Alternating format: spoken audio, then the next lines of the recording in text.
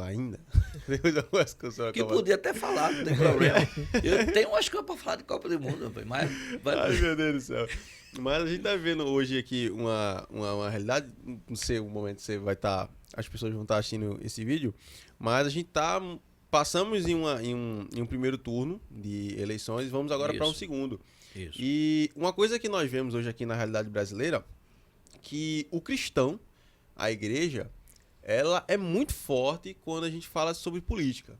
Isso, assim, era algo que eu não via tanto, mas hoje a Isso. gente vê de maneira muito forte. Hoje a gente vê, inclusive, pessoas que são deputados, pessoas que são vereadores e são de igrejas. Muitas vezes as igrejas apoiam esses deputados, apoiam vereadores, apoiam o presidente. E a gente está começando a ver nas igrejas essa cultura de participar um pouco mais da política. Eu Isso. queria saber, na Assembleia de Deus, agora, claro, as Assembleias de Deus são muitas, então não tem como você falar de maneira generalista, mas assim, como a Assembleia de Deus, principalmente da sua convenção, como é que ela enxerga a política e como ela entende o cristão como ativo nessa política? Veja, hoje em dia, hoje a gente pode falar até de forma macro, não só a minha convenção, mas as demais convenções, né, da Assembleia de Deus, elas hoje veem a política como algo mais participativo. Nós passamos um período, século passado, os primeiros anos da igreja, as primeiras décadas da Assembleia de Deus, em que a política era demonizada. Era demonizada e era coisa do diabo, ninguém podia nem falar de política. Mas aconteceu que em 1988, no caso da Constituição, certo? O então presidente já, pastor Zé Wellington Bezerra da Costa, que era o presidente da CGADB, né, teve uma visão muito importante. A Constituição, a mudança de Constituição, depois do período da ditadura, eu não considero ditadura militar, eu considero regime militar. Depois do regime militar, né, a abertura, direta já, então ia nascer a nova Constituição de 88. E na Constituição é a nossa Carta Magna. É a Carta Magna, eu fico admirado, assim, estranho, como ela tem sido desrespeitada, a Carta Magna. A Constituição, infelizmente, por incrível que pareça, por aqueles que deviam ser os guardiões da Constituição, que deveriam ser os guardiões, que deveriam proteger e fazer valer a Constituição, hoje estão rasgando a Constituição com suas atitudes. É uma coisa terrível, porque a Carta Magna é a lei maior do nosso Brasil, é a Constituição de 88. E se a Constituição fosse elaborada, certo, sem com leis que viessem prejudicar, né, a igreja, o evangelho, a propagação do evangelho, visto que em outros países aí pregar o evangelho não pode, é crime, é perseguir os cristãos. Então, o pastor Zé Wellington, que é um homem de Deus, eu tenho muita admiração, hoje é o presidente de honra da CGADB, já está aí com quase seus 90 anos, caminhando para os 90 anos de idade. Ele teve, na época, uma atitude muito nobre.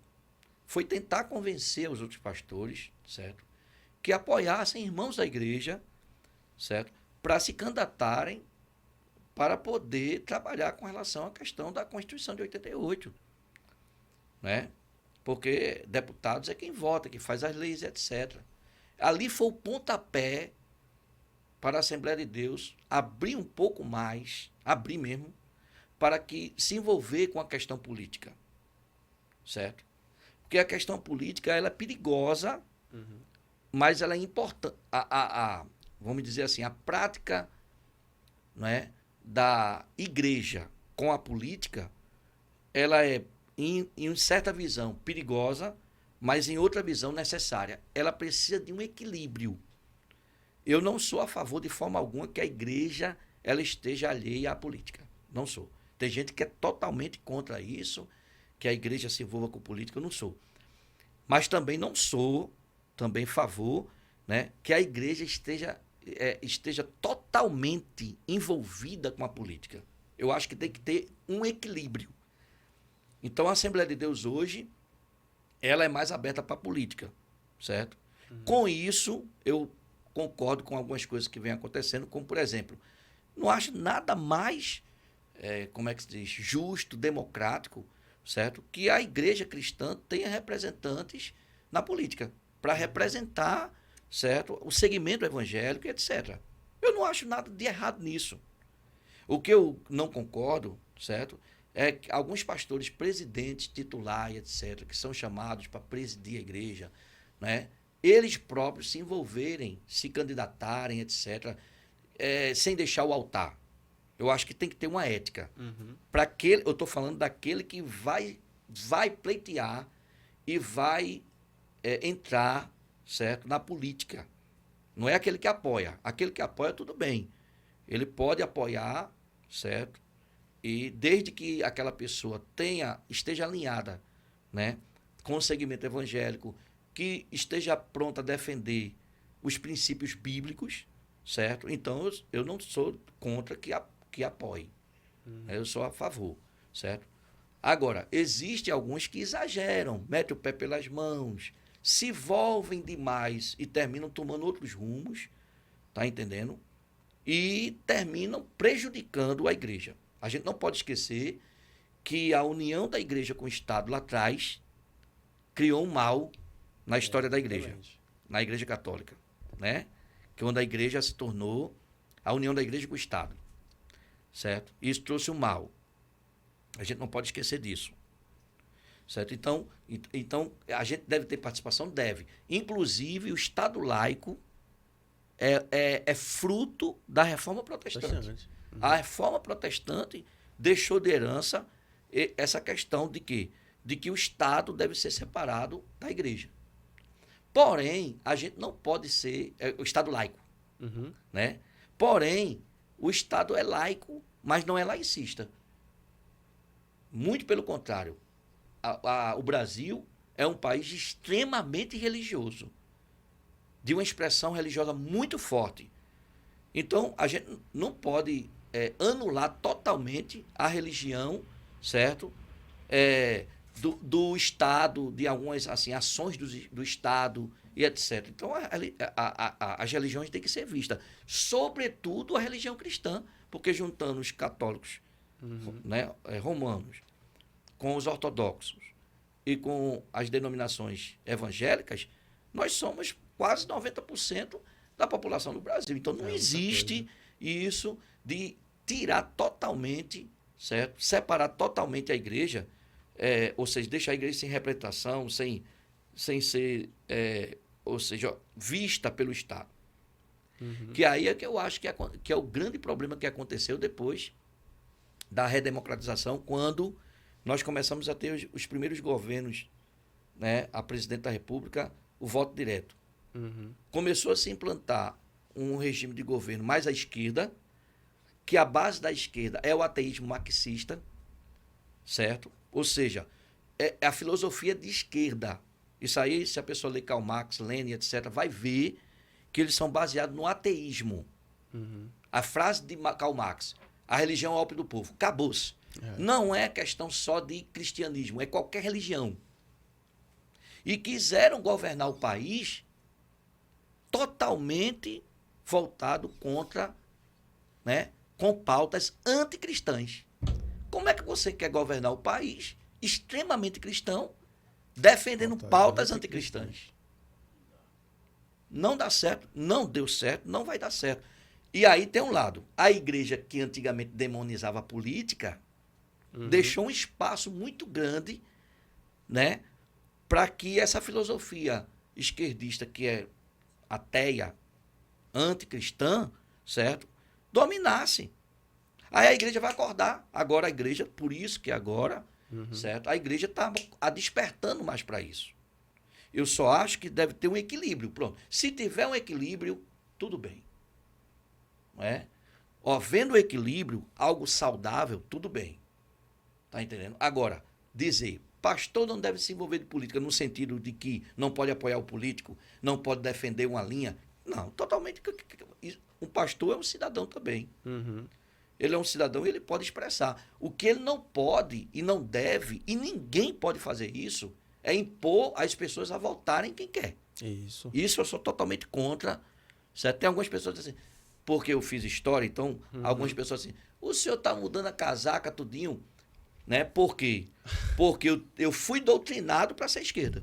O seu Universidade Federal, né?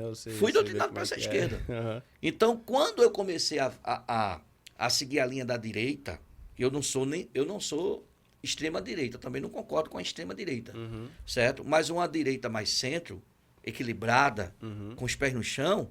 Então, alguns colegas meus de faculdade começaram a falar, certo? Mas eu não tem como uma pessoa ser um militante de esquerda sendo cristão. Aí vem a polêmica, alguns acham que pode fazer falta de conhecimento, de leitura, certo? Porque são pautas, defendem costumes e defendem pautas, comportamentos anticristãos. Então, eu não sou... Se eles chegassem, certo, a governar, respeitando, não é, o cristianismo, as igrejas e as pautas, mas não, eles já vêm com toda a filosofia antifamília, pró-aborto, pró-ideologia de gênero, pró-liberação das drogas e etc. Desconstrução da família tradicional. Todas as pautas que Eles vão vêm contra o cristianismo. há muitos anos atrás, alguém disse assim, se você lê, tem um nomezinho que diz, né?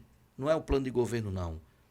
Não é um plano de governo, não. É aquilo que o PT defende, por exemplo. É um dos partidos, não é o único. É um dos partidos de esquerda, não é o único.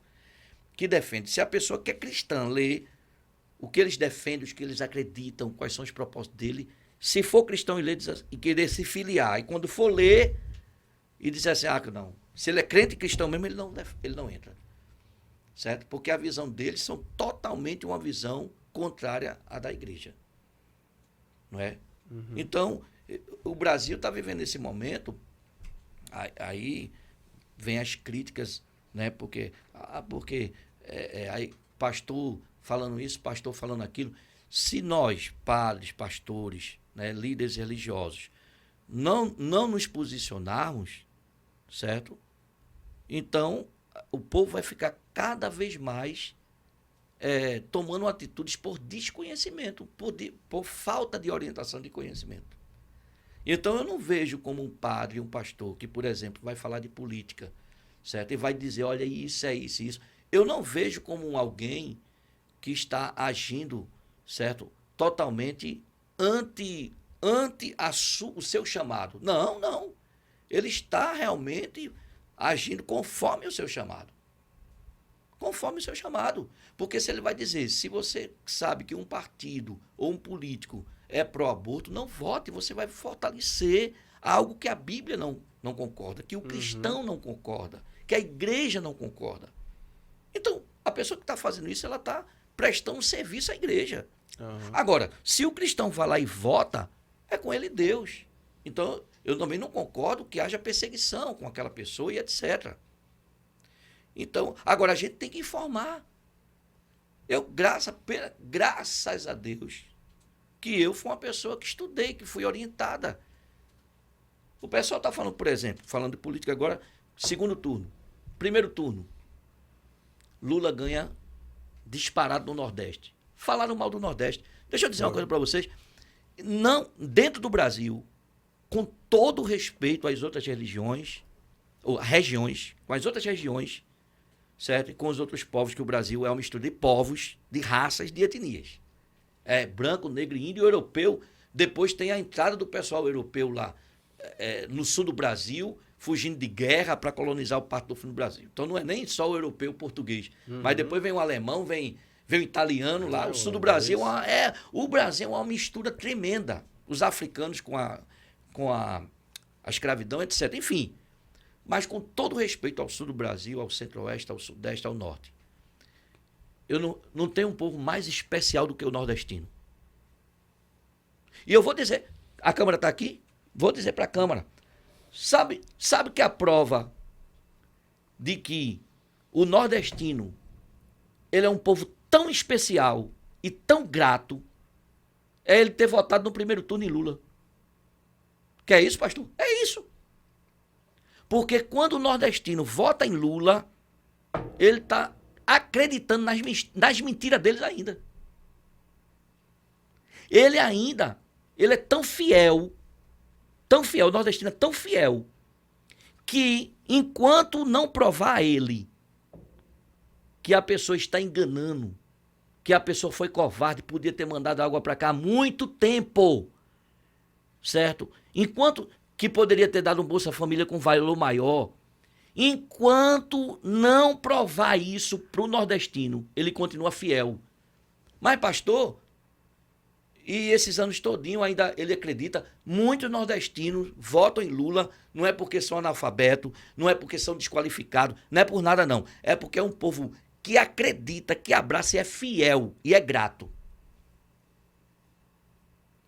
Agora, leva um tempo para que eles abram os olhos. Muitos não abriram os olhos ainda, não é maldade, não é... Como é que se diz?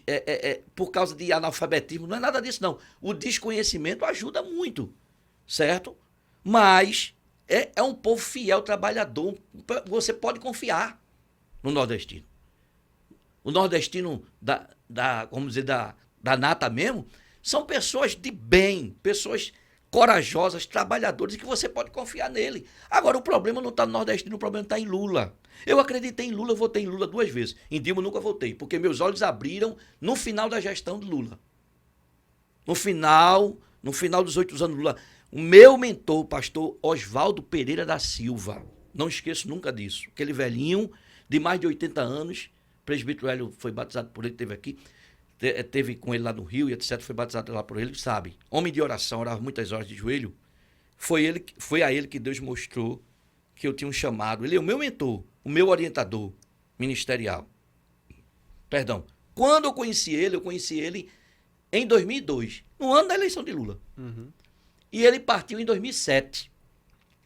Entre 2002 e 2007, não sei qual ano aí, 2004, 2005, não sei, ele virou para mim e disse assim, o Lula me enganou. Aí eu disse, o quê, pastor? Lula não é aquilo que eu pensava, não.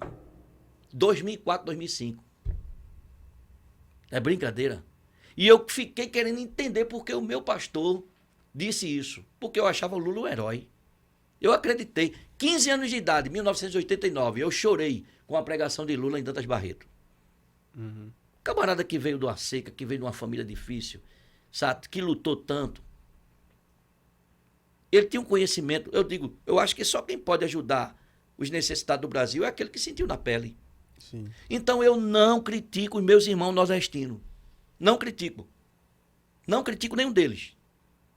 Eu tenho fé em Deus que os olhos deles vão abrir. Muitos já abriram.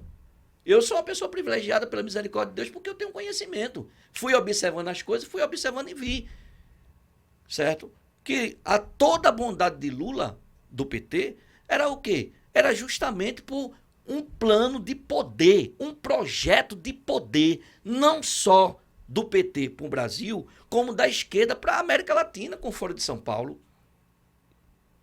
Então a questão do Bolsa Família, a questão das bondades, Minha Casa Minha Vida, certo? Que ele fez, beneficiou muita gente aqui, eram migalhas que ele sabia. Tem vídeo dele dizendo, o pobre se contenta com pouco.